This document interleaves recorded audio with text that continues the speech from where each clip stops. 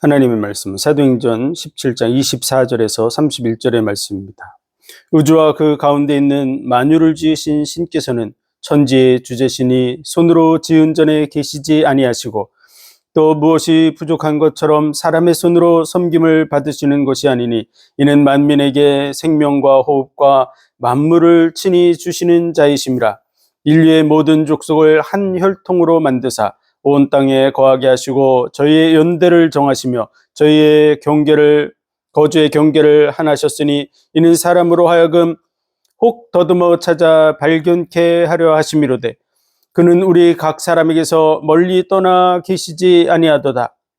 우리가 그를 힘입어 살며 기동하며 있느니라. 너희 시인 중에 어떤 사람들의 말과 같이 우리가 그의 소생이라 하니 이와 같이 신의 소생이 되었은즉 신을 금이나 은이나 돌에다 사람의 기술과 고안으로 새긴 것들과 같이 여길 것이 아니니라. 알지 못하던 시대에는 하나님이 허물치 아니하셨거니와 이제는 어디든지 사람을 다 명하사 회개하라 하셨으니 이는 정하신 사람으로 하여금 천하를 공의로 심판할 날을 작정하시고 이에 저를 죽은 자 가운데서 다시 살리신 것으로 모든 사람에게 믿을 만한 증거를 주셨음이라 하니라. 아멘. 기도하겠습니다. 하나님 은혜와 사랑과 복 주심 감사합니다. 우리를 위해서 모든 만물을 지으시고 다스리고 정복하도록 복 주셔서 이 땅에서 하나님의 자녀의 복과 은혜를 누려가게 하신 감사합니다. 영혼을 바라보고 살아가는 우리의 삶이 되게 하여 주옵소서. 이 복음을 받는 영혼들마다 영혼 속에서의 삶을 누리게 하여 주옵소서. 모든 영광을 주님 받으시기 원하며 예수 그리스도 이름으로 감사하며 기도하옵나이다. 아멘. 오늘은 하나님은 어떤 분이신가에 대해서 오늘 말씀을 통해서 우리가 살펴보겠습니다. 천지 만물, 이 모든 만물은 정확한 질서와 규칙을 가지고 있습니다.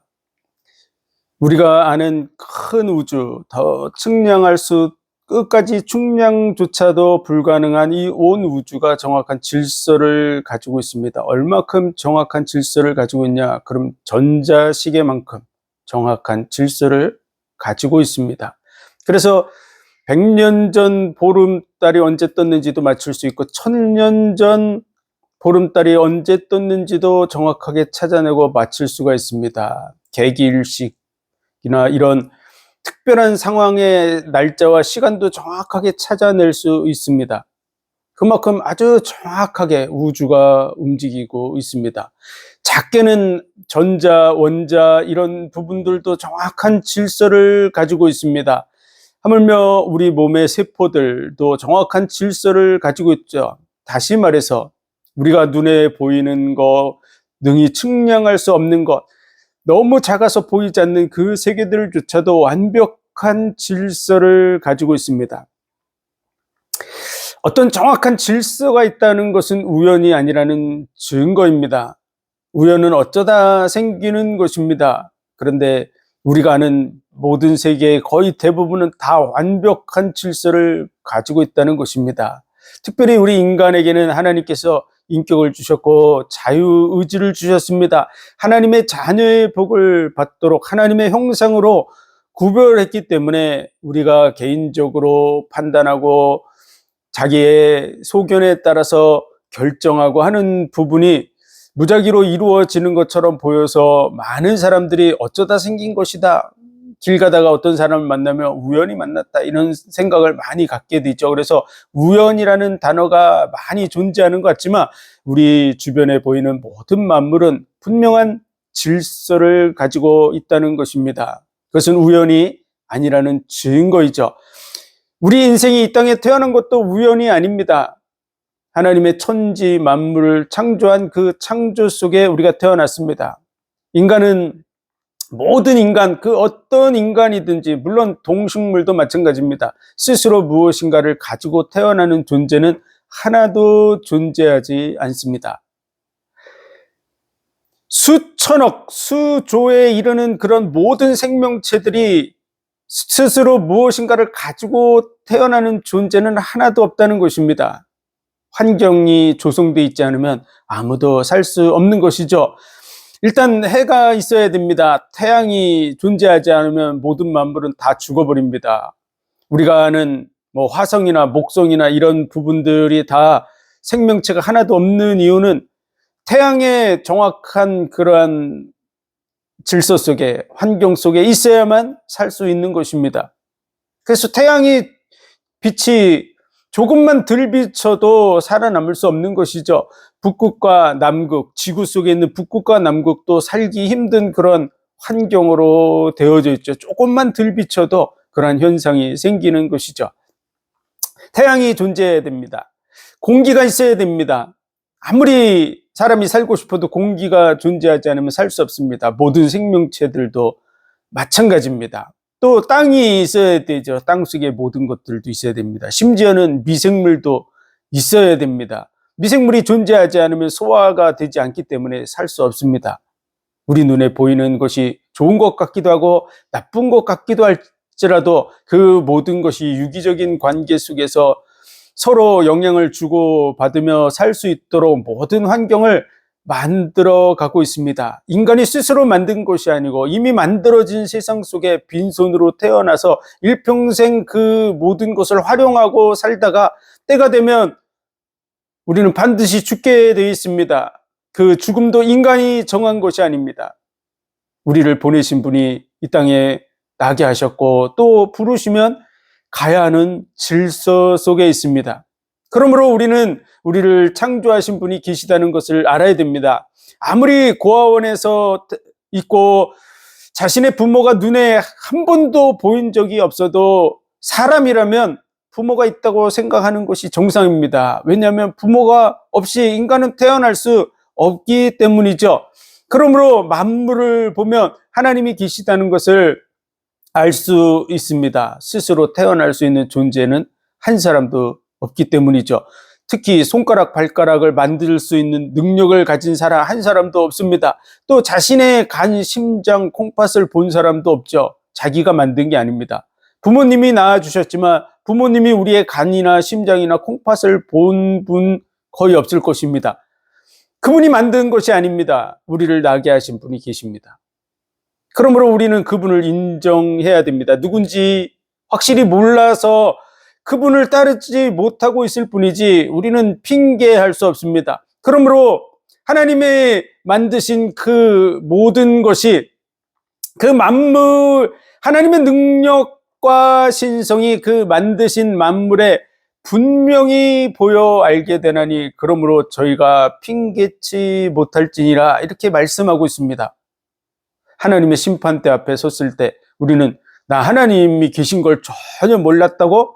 절대 핑계할 수 없다는 것이죠. 만물을 보면 분명히 보여서 알게 된다고, 그냥 희미하게 아는 게 아니라 분명히 보여서 알게 된다고 말씀하고 있습니다. 그리고 오늘 본문의 말씀에 보면은 우주와 그 만물을 지으신 하나님은 우리에게서 멀리 계시지 아니하시고 우리가 그를 힘입어서 살며 기동하고 있다고 말씀하고 있습니다. 우리 함께 읽어보겠습니다. 24절.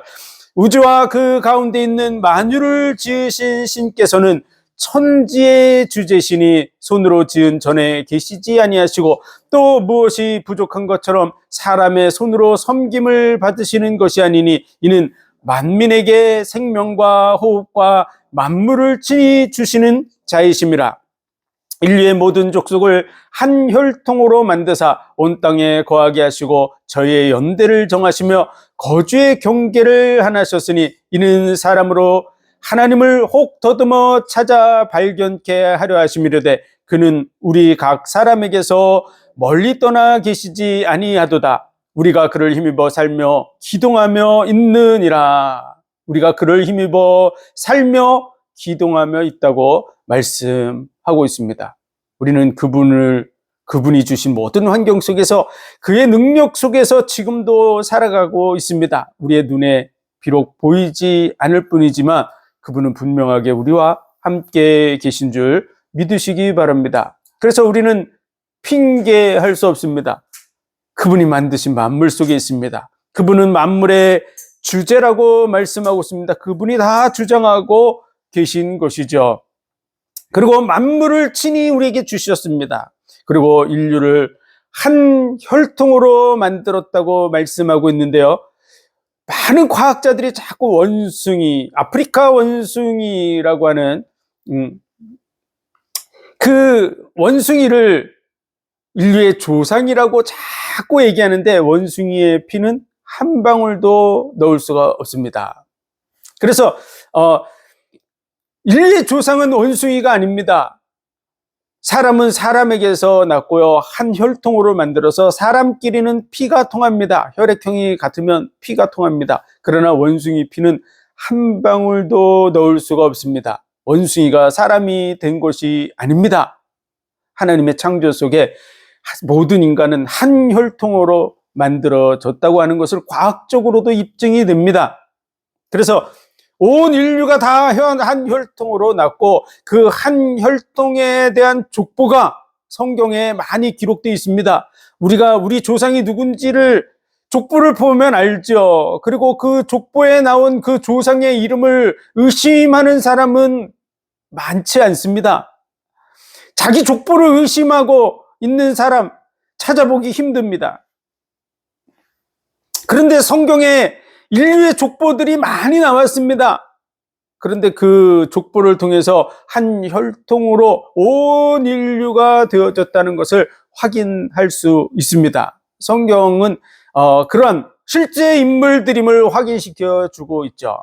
그리고 우리 모든 사람들이 정말로 하나님의 그 언약 속에 있다는 것을 알 수 있습니다. 그래서 성경은 약속으로 구성되어 있는 책이죠.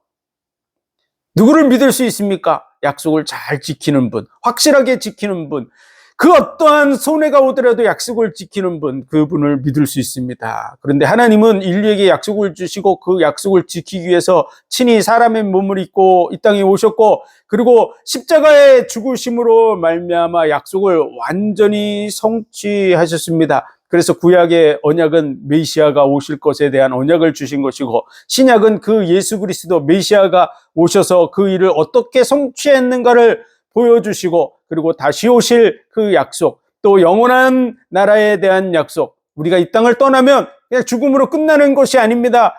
우리는 영혼을 가지고 있습니다. 그래서 영혼이 있는 사람과 없는 사람을 누구나 다 구별할 수 있습니다. 어떻게 구별할 수 있을까요? 그것은 죽은 사람과 산 사람을 구별 못하는 사람 거의 없습니다. 죽은 사람은 아무리 흔들어도 깨지 않습니다. 심장마비로 죽어서 지금 팔다리가 잘린 게 하나도 없는 그런 상태, 완전한 몸을 이루고 있어도 영혼이 떠난 사람은 다시 살려낼 수 없습니다. 지구에 많은 과학자들, 의사들이 있지만 절대로 못 살려냅니다. 그러나 교통사고로 반이 잘려서도 영혼이 붙어있는 사람은 살려낼 수 있습니다. 영혼이 떠나간 사람과 없는 사람을 구별 못하는 그런 사람은, 아주 갓난아기들은 구별할 수 없겠죠. 그러나 어느 정도 의식이 있고 하는 사람들은 다 구별할 수 있습니다. 영혼이 존재합니다. 우리의 영혼이 우리의 몸을 떠날 때 우리는 다 영혼의 세계를 접하게 됩니다. 보이지 않는다고 인정하지 않지만 때가 돼서 영혼의 세계로 들어갈 때는 영적인 눈이 다 열립니다. 현재 세계 속에서도 영적인 눈이 열려서 그 세계를 보고 귀신과 접신을 하고 귀신의 말을 듣고 귀신의 공격을 받기도 하고 하는 그런 일들을 행하는 사람이 있듯이, 실질적으로 이 영혼의 세계는 우리 주변에 확실하게 존재합니다. 그러나 그것이 눈에 보이지 않고 들리지 않고 만져지지 않더라도 때가 돼서 영혼의 세계로 들어갈, 죽음이 임박해지면 영혼의 세계가 100% 다 열립니다. 99% 열리는 게 아니라 모든 사람은 다 영혼의 세계로 가야 되기 때문에 영의 세계가 열리게 됩니다. 그리고 하나님이 계신 것과 마귀가 있는 것과 천사들이 있고, 또 마귀의 졸개들인 타락한 천사들, 귀신들이 존재하는 것을 알게 되고 자신이 가야 될 곳이 어딘지를 알게 됩니다. 그러나 그때가 이르면 우리에게 주신 인격적인 선택, 자유의지를 사용할 수 있는 그 기회는 지나가게 됩니다. 그러므로 가까이 계실 때, 그를 만날 만할 때, 기회가 있을 때 그를 찾으라고 말씀하고 있는 것이죠. 우리를 인격체로 부르고 계시기 때문입니다. 우리를 자녀 삼으시려고 사랑의 대상으로 우리를 부르고 계시기 때문입니다. 그래서 내가 인격적으로 그분을 인정하고 받아들여서 사랑의 관계 속으로 들어갈 기회가 살아있을 때만 가능한 줄 믿습니다. 그래서 전도에 미련한 것으로 일하기를 기뻐하신다. 이렇게 전도로 기뻐하신다. 전도로 일하기를 기뻐하신다. 이렇게 얘기할 수 있는데요. 전도에 미련한 것으로 이렇게 얘기한 이유는요, 보이지 않는 하나님을 얘기해 줘야 되고, 보이지 않는 영혼의 세계를 얘기해 줘야 되고, 들어가 보지 않은 그 천국과 지옥을 얘기해 줘야 되는 것, 그런 것이 어떻게 보면 미련한 것으로 보이기 때문에 그렇습니다. 보여주면 될 텐데 보이지 않습니다. 왜 그러냐 하면 믿음의 관계가 필요한 것이죠. 왜 믿음이 필요합니까? 하나님이 보여주시길 원하시는 것은 그의 겉모습이 아닙니다. 하나님이 우주 가운데 쫙 나타나면 모든 사람이 두려워서 벌벌 떨면서 그를 받아들이게 되겠죠. 아주 비인격적입니다. 왜냐하면 공포심에 받아들이는 것이니까요. 하나님은 그것을 원치 않습니다. 하나님이 보여주시기를 원하는 것은 그 겉모습을 섬기는 것이 아닙니다. 그분과 인격적 교제를 나눠야 되기 때문에 그분 속에 있는 의로우심, 그분 속에 있는 그 사랑하심에 대해서 인정하고 받아들여야 되는 것이기 때문에 보이지 않는 것을 받아들여야 됩니다. 그래서 보이지 않는 것을 받아들이기 위해서는 과정이 필요한 것이죠. 하나님께서 인류 속에서 어떻게 약속을 주셨고 그 약속을 성취하셨는가, 우리를 사랑하신다고 하는데 그 사랑의 증거들이 존재하는가, 그런 것들을 확인해야 됩니다. 그래서 정말 하나님 날 사랑하시는구나 라는 것이 인정되어지고 받아들여져서 그 관계 속으로 들어가야 되는 것입니다. 그러므로 믿음이 필요한 것이죠. 믿음은 보지 못하는 것, 눈으로 보지 못한 것을 인정하고 받아들이는 것입니다. 그리고 아직 주어지지 않은 것을 바라는 것입니다. 무엇을 근거로? 하나님께서 과거 속에서 우리에게 주어주셨던 그러한 증거들을 통해서 그분을 받아들이는 것입니다. 그래서 보이지 않는 하나님, 그 하나님이 우리와 같이 계시고 우리를 붙들고 계시고 우리를 살아있도록 존재하도록 만들고 계신 분입니다. 그 하나님 누구일까요?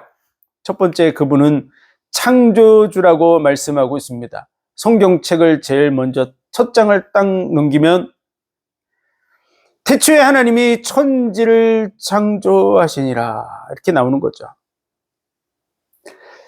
우리가 믿는 하나님 누구냐? 그럼 우리의 근원이 되시는 분이다 그 말이죠. 모든 만물의 근원이 누구냐? 그러면 하나님이십니다. 온 우주 만물은 저절로 생긴 게 아니에요. 질서를 부여하고 그 모든 것을 창조하신 분이 계십니다. 그분에 의해서 우리가 더 창조된 줄 믿습니다. 그래서 온 우주 만물이 질서가 있는 이유는 그분이 질서를 부여했기 때문에 그래요. 그분이 질서를 부여하는 것은 그의 말씀의 능력으로 말미암아 되어지는 줄 믿습니다. 그래서 그의 말 앞에, 그 하나님의 그 말씀 앞에 만물이 일지선언이라. 사람의 말도 힘이 있습니다. 그래서 그 사람이 어떠한 권력을 가지고 있느냐에 따라서 온 군대가 다 움직이기도 하죠. 말 한마디에. 그런 것처럼 하나님의 말씀 앞에 모든 인격을 가진 창조물들도 다 움직일 뿐만 아니라 하나님의 능력 앞에서는 모든 만물, 돌들이니 뭐 이런 모든 것들도 그분의 명령 앞에 다 굴복하는 것이죠. 온 우주 만물이, 우리가 보이는 별들, 반짝반짝하는 별들은 거의 다 불덩어리 같은 존재입니다. 태양만큼 뜨거운 것들입니다. 그리고 우리 눈에 보이지 않는 많은 무수한 별들, 거의 달과 같은 돌덩어리들입니다. 그러나 그것들이 다 하나님의 말씀 앞에 질서를 이루면서 정확하게 움직이고 있습니다. 우리는 그것을 매일같이 눈으로 보고 있는 것입니다. 그러므로 우리는 그 창조주를 기억해야 될 줄로 믿습니다. 그분에 의해서 내가 이 땅에 태어났구나를 알아야 될 줄로 믿습니다. 다시 말해서 그분이 나의 근원이시구나. 나의 근원이 누구냐?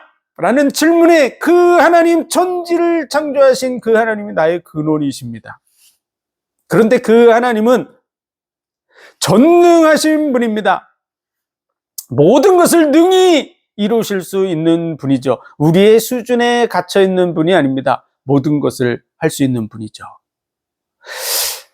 그 전능하신 하나님이 인간에게 언약을 주셨습니다. 모든 만물을 다 지으시고 그 만물 가운데 사람을 지어서 놓으시고 아름다운 에덴의 동산, 기쁨의 동산이라고 하는 것이 에덴이란 뜻입니다. 그 에덴 동산에 사람을 두시고 그곳에 많은 동식물들을 두셔서 열매들을 먹게 하셨는데, 내가 이무대로 모든 열매를 먹되 선악을 알게 하는 나무의 실과를 먹지 말라. 먹으면 정령 죽으리라. 이렇게 말씀하셨죠. 모든 것을 다 주셨는데 딱 하나만 금하셨습니다.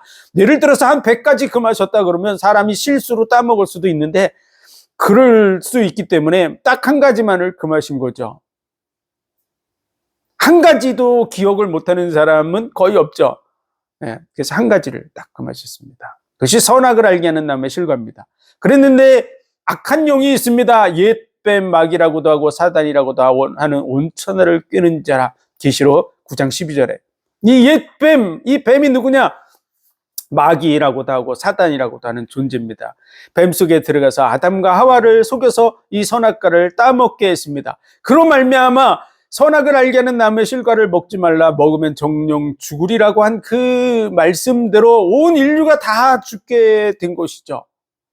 그 죽음의 문제를 해결할 자를 약속하셨습니다. 창세기 3장 15절 여자의 후손이 와서 뱀의 머리를 상할 것이다. 그리고 뱀의 후손은 여자의 후손의 발꿈치를 상할 것이라. 여자의 후손이 올 거라고 말씀하셨습니다. 모든 사람은 100%다 어머니가 여자입니다. 그래서 여자의 후손으로 오신다 그러면은 누군지 모르겠죠. 그래서 한 번을 더 예언하셨습니다. 보라, 처녀가 잉태하여 아들을 낳을 것이요 그 이름을 임마누엘이라 하리라. 이것이 너에게 징조가 되리라. 처녀가 잉태해서 아들을 낳게 될 거라고 말합니다. 그 처녀는 진정한 처녀를 말합니다.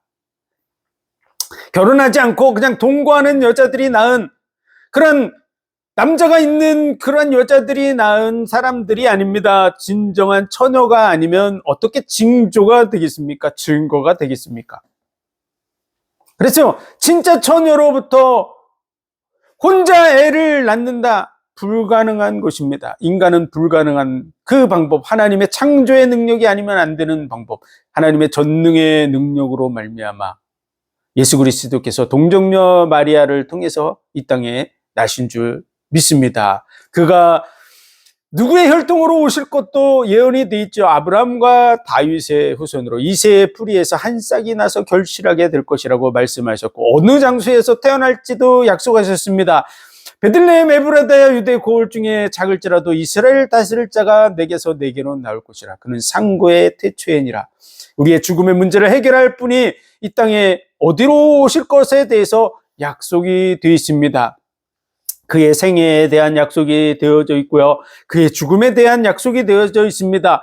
그래서 그 예수 그리스도의 그 십자가의 죽음에 대해서 이스라엘 백성들이 절대 잊어버리지 않도록 절기를 만들었습니다. 우리나라의 설날과 추석과 같이 명절로 만들어서 대대로 지키게 했습니다.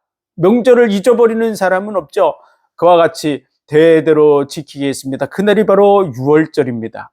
예수님이 십자가에 못 박혀 죽으신 날, 그날이 바로 유월절 날입니다. 유월절 어린 양이 되셔서 그 피를 좌우 문설주에 바를 때 사망의 신이 넘어가듯이 예수 그리스도의 그 보혈의 피를 믿음으로 받아들이는 사람에게 대해서 정령 죽으리라고 한 그 사망이 넘어가게 되는 줄 믿습니다. 그리고 모든 만물을 다 지으시고 하나님이 안식하신 그 날에 예수님은 다 이뤘다, 구원의 모든 사역을 다 이루시고 십자가에서 죽으시고 그리고 그 안식에 들어가시면서 그 날을 가리켜서 예수님께서는 살아생전에 인자의 날이다, 인자의 날이라고 말씀하셨고 그 다음 날이 이스라엘 절기로 초실절입니다. 예수 그리스도께서 이 죽음을 이기고 부활하신 그 부활의 첫 열매가 되셨습니다. 그래서 이스라엘 절기로 초실절, 처음 초자에다 열매실자, 처음 열매, 예수님이 그 부활의 첫 열매이신 줄 믿습니다. 나는 부활이요 생명이니 나를 믿는 자는 죽어도 살 것이요 살아서 나를 믿는 자는 영원히 죽지 아니하리라. 죽어도 살게 되고 영원히 죽지 않게 될 줄로 믿습니다. 그래서 31절에 보면 이는 정하신 사람으로 하여금 천하를 공의로 심판할 날을 작정하시고, 우리 모든 사람은 다 공의로 심판받게 될 그 날이 작정되어 있습니다. 이에 저를 죽은 자 가운데서 다시 살리신 것으로 모든 사람에게 믿을 만한 증거를 주셨습니다. 온 인류는 다 죽는다고 하는 것이 진리처럼 얘기되어 있죠. 그래서 생자 필멸, 살아있는 모든 것은 다 죽는다, 이런 말이 나왔죠.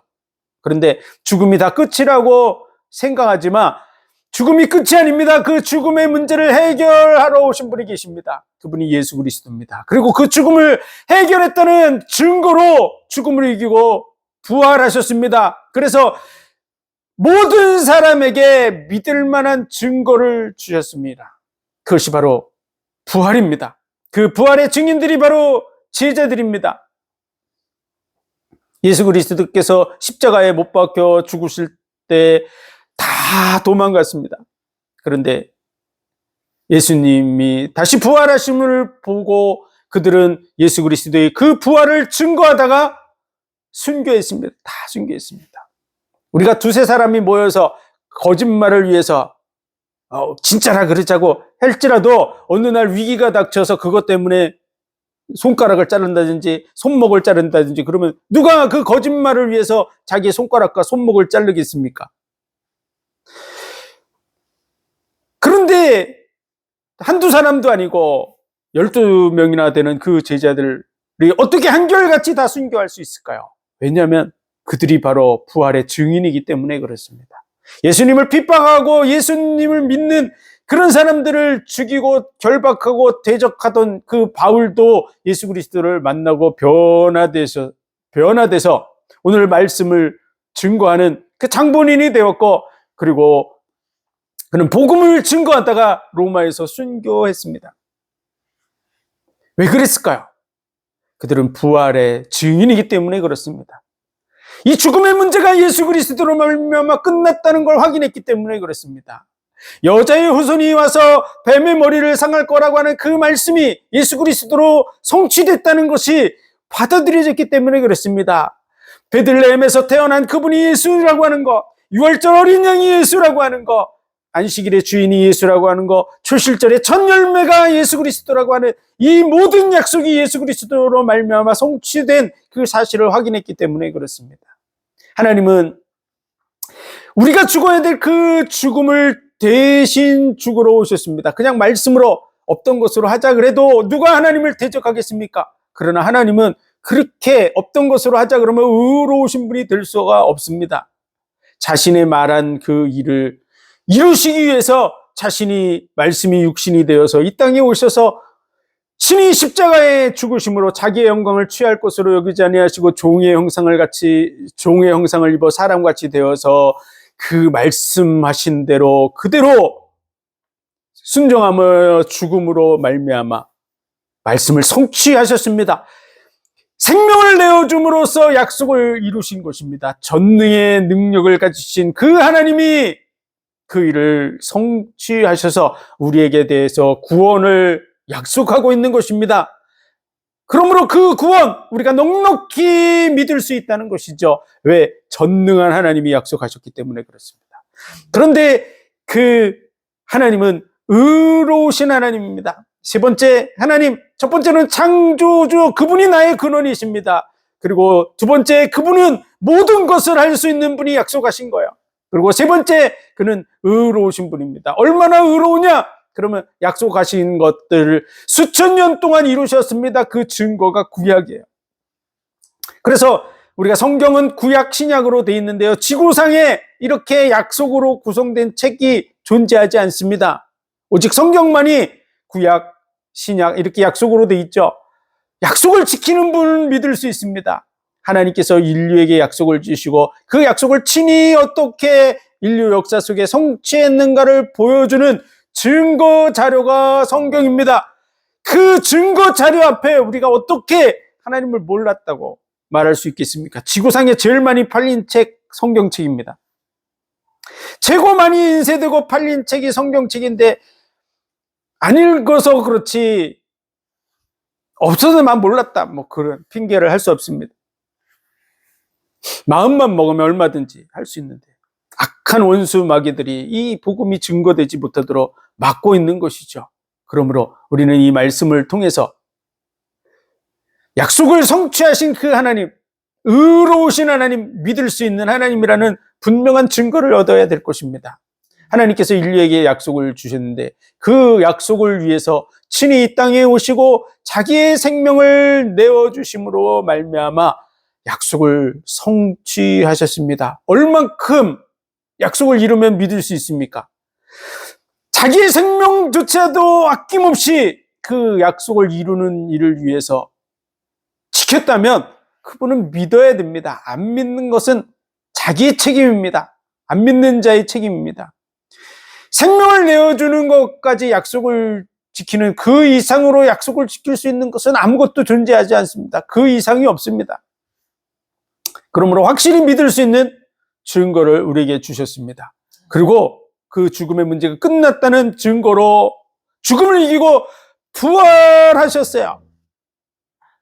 모든 사람은 다 죽음으로 지금 끝나고 있는데 같이 죽어서 끝나 있다 그러면 구별이 또 안 될 수도 있겠죠. 그런데 그 죽음을 이기고 부활하셨습니다.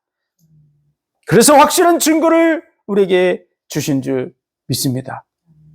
그것을 우리는 확인하고 모든 사람에게 심판할 날을 작정하시고 이에 저를 죽은 자 가운데서 다시 살리신 것으로 모든 사람에게 믿을 만한 증거를 주셨습니다.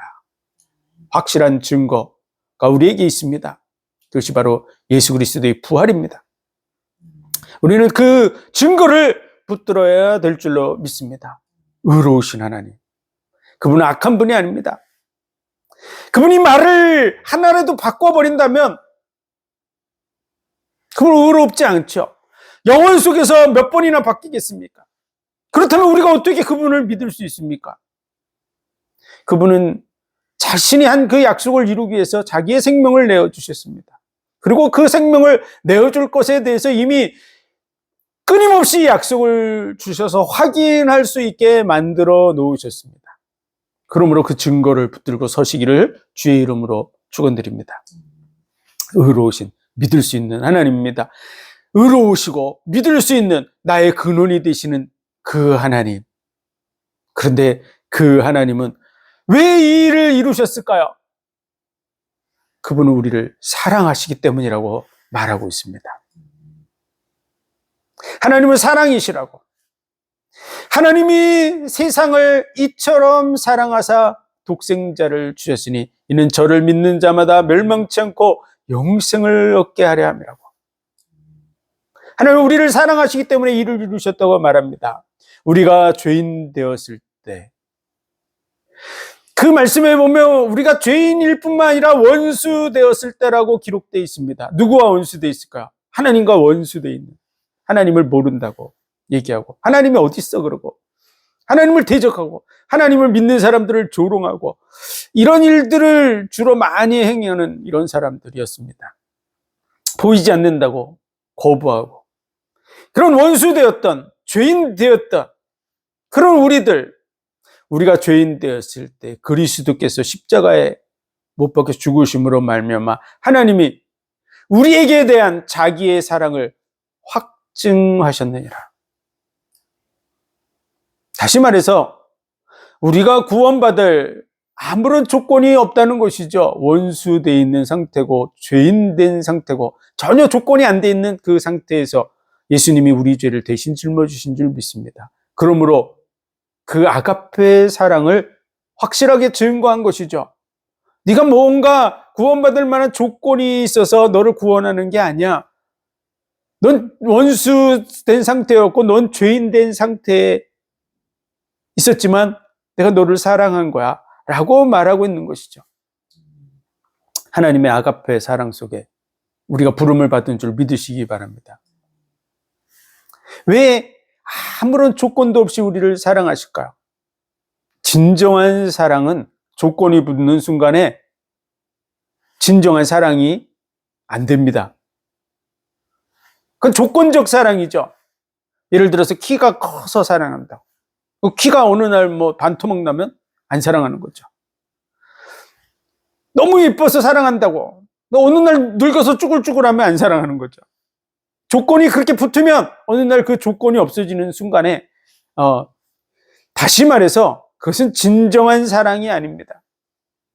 진정한 사랑은 그가 키가 크든 키가 작든 그가 이쁘든 못생겼든 그가 늙어서 다 쭈그러지든 이빨이 숭숭 나빠졌든 상관없이 사랑하는 줄 믿습니다. 진짜 사랑이라면 그렇겠죠. 당연한 얘기죠. 우리가 자기 자식이 태어났습니다. 진짜 그 자식을 사랑하는 부모라면 키가 크다고 사랑하고 키가 작다고 사랑하지 않고 그럴 리가 있습니까? 키가 작든 크든 그를 사랑하는 줄 믿습니다. 심지어는 팔, 다리가 없어도 그를 사랑합니다. 진정한 사랑을 품고 있는 사람이라면 자기 자식을 어떻게 사랑치 않을 수가 있습니까? 진정한 사랑을 품고 있는 자라면 자기 자식이 팔다리가 없어도 사랑합니다. 왜? 내 몸의 한 부분이잖아요.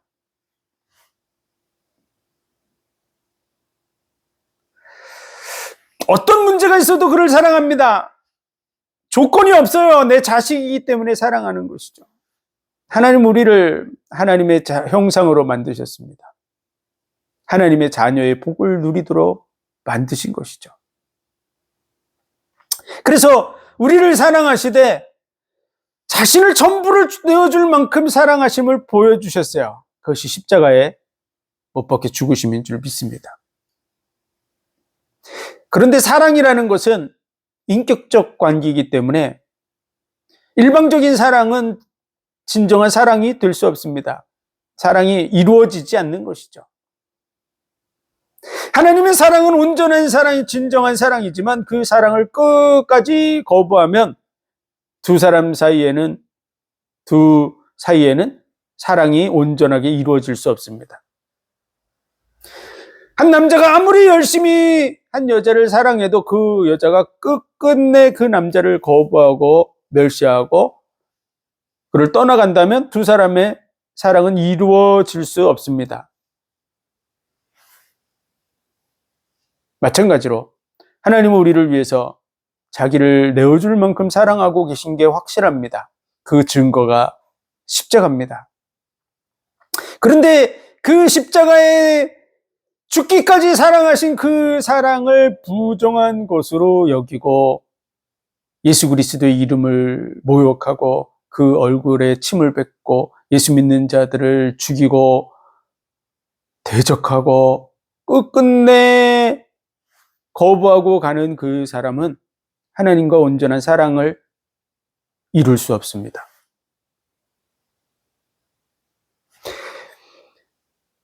마귀라고 하는 말이 대적자란 뜻입니다. 그는 나는 마귀가 아니야 라고 말할지라도 그는 마귀의 자리에 서 있는 자입니다. 그러므로 예수 그리스도를 믿는 자들을 대적하고 예수 그리스도의 이 복음을 대적하고 멸시하는 그 사람들에 대해서 마귀와 그 사자들을 위해서 예비한 영영한 불에 들어가라고. 마귀를 멸하기 위해서 만든 그곳에 그들도 같이 가는 것입니다. 그것은 결국은 스스로 선택하는 것입니다. 어떤 사람들은 하나님의 택하심에 의해서 결정된 게 아니냐 이렇게 얘기하지만요. 천국은 침노하는 자의 것이라고. 침노하는 자는 빼앗느니라고. 우리의 어떤 상황이든지 나는 정말 예수 그리스도의 그 십자가의 언약을 믿고 그 언약을 꼭 붙들고 그 안에 서 있는 사람은 영원한 구원의 복과 은혜를 누리게 되는 줄 믿으시기 바랍니다. 그래서 알지 못하던 시대에는 하나님이 허물지 아니하셨거냐 이제는 어디든지 사람을 다 명하사 회개하라 하셨으니, 이 회개는요, 하나님을 거부하고 대적하고 했던 자리에서 돌이켜서 예수 그리스도를 믿는 믿음의 자리로 나아오라는 것입니다. 그 회개죠. 이 회개는 일평생 속에 딱 한 번 있는 것입니다. 불신자 상태에서 믿는 신자의 자리로 들어오는 것이죠. 딱 한 번 정확하게 이 일이 이루어지는 순간에 그는 구원함을 받습니다. 그 순간에 자녀가 됩니다. 영접하는 자, 곧 그 이름을 믿는 자들에게는 하나님의 자녀가 되는 권세를 주셨으니 이는 혈통으로나 육정으로나 사람의 뜻으로 나지 아니하고 하나님의 뜻대로 난 자들이니라. 어떤 사람들은 이 영접을 10번 해야 된다, 20번 해야 된다 이렇게 생각하는 사람들도 있는데 그렇지 않습니다. 하나님의 뜻으로 나는 것은 딱 한 번에 이루어집니다. 하나님이 10번, 20번 해야만 어떤 것이 성취되지 않습니다. 하나님 한 번이면 정확하게 이루어집니다. 내가 확신이 없어서 10번, 20번 할 수는 있지만 하나님은 딱 한 번이면 됩니다. 그래서 정확하게 한 번에 끝납니다. 정확하게 한 번에 끝났다 그러면 그 사람은 다시 지옥에 가지 않습니다. 왜 그럴까요? 예수 그리스도의 그 대속의 은혜가 온 인류에게 다 적용되게 돼 있는데 이미 그 사람은 적용됐기 때문에 그렇습니다. 법적으로 적용된 것이죠. 그래서 그것을 다시 취소할 존재가 아무도 없습니다. 마귀는 이미 다 알고 있습니다. 문제는 우리가 모르니까 자꾸 속이고 있을 뿐이죠. 그래서 영접하는 자, 곧 그 이름을 믿는 자들에게는, 하나님의 자녀가 되는 권세를 주셨으니, 하나님의 자녀가 되는 권세가 영접하는 자에게 있습니다. 혈통으로나 육정으로나 사람의 뜻으로 난 것이 아닙니다. 어떤 족보를 통해서 되는 게 아니라는 거죠. 아브라함의 자손이라고 되는 게 아닙니다. 하나님의 뜻대로 난 자들이니라. 그러므로 그 일은 확실하게 결정되는 줄 믿습니다. 한 번 구원은 영원한 구원이 아니다 이런 얘기를 하는 사람은 하나님의 뜻대로 난 자들이라고 하는 그 말을 잘 이해하지 못하는 것이죠. 하나님은 2번, 3번 결정해놓고 바꾸고 이렇게 하시는 분이 아닙니다. 그러면 누가 그 앞에 믿음을 가지고 서겠습니까? 언제 바뀔지 모르는데. 하나님은 바뀌지 않습니다. 예수 그리스도는 어제나 오늘이나 영원토록 동일하시니라. 영원토록 동일하시니라. 변하지 않는다는 얘기죠. 하나님은 회전하는 그림자도 없다고. 그분 자체가 빛이십니다. 어둠이 조금도 존재하지 않습니다. 그분을 우리는 100% 인정해야 될 줄로 믿습니다. 하나님은 우리의 근원이 되는 창조주십니다. 전능의 능력을 가지신 분이 우리를 구원하셨습니다. 그의 의로우심이 십자가로 말미암아 성취되었습니다. 그리고 그 사랑이 우리에게 확증되어 나타났습니다. 십자가에 죽으시기까지 우리를 사랑하시는 그 사랑을 보여주셨습니다. 그 사랑을 믿음으로 받아들일 때 하나님과 사랑의 관계가 이루어지게 됩니다. 그래서 믿음, 소망, 사랑 이 3가지는 항상 있을 것인데 그 중에 제일은 사랑이라고, 하나님의 사랑 안에 거하시기를 바랍니다. 내가 지금 사는 것, 그분의 능력 속에서 지금 살아가고 있습니다. 그분이 주신 식물들, 우리가 농사졌다고 먹고 있다고 생각하지만요, 그건 큰 착각입니다. 하나님이 씨앗을 주지 않으면 절대 식물을 키울 수 없죠. 뿐만 아니라 땅이 존재하지 않고 그 속에 미생물들이 그 분해해서 영양분들을 공급해 주지 않고 햇빛이 비치지 않고 하늘에서 비가 내리지 않고 이러면 절대 우리는 식물을 먹을 수 없습니다. 농사꾼이 잘한다고 먹을 수 있다고 생각하지만 그건 큰 착각입니다. 농사꾼도 하늘이 도와주지 않으면 안 된다 이런 말들을 하죠. 하나님이 도와주지 않으면 우리 입에 하나도 들어가지 않습니다. 우리가 지금 건강한 것도 마찬가지죠. 하나님이 우리에게서 모든 것을 다 걷어가시면 손가락도 못 움직입니다. 그를 힘입어 살며 기동하고 있느니라. 그분을 인정하시기 바랍니다. 그분을 받아들이시기 바랍니다. 그 사랑, 그 신실하심, 그 의로우심, 성경에 약속된 그 말씀의 성취들을 확인하시기 바랍니다. 그래서 그 은혜와 복 가운데 서시기를 주의 이름으로 축원드립니다. 기도드리겠습니다. 하나님 은혜와 사랑과 복 주신 감사합니다. 우리를 위해서 생명을 내어주시기까지 약속을 성취하셔서 의로우신 하나님이심을 보여주셨고, 우리에게 대한 아가페 사랑, 그 사랑 속으로 우리를 부르고 계신 줄 믿습니다. 인격적으로 이 사실을 확인하고 받아들이고 하나님과의 사랑 관계 속으로 믿음으로 들어가는 그런 삶이 되는 우리의 삶이 되게 하여 주옵소서. 모든 영광을 주님 받으시기 원하며 예수 그리스도 이름으로 감사하며 기도하옵나이다. 아멘.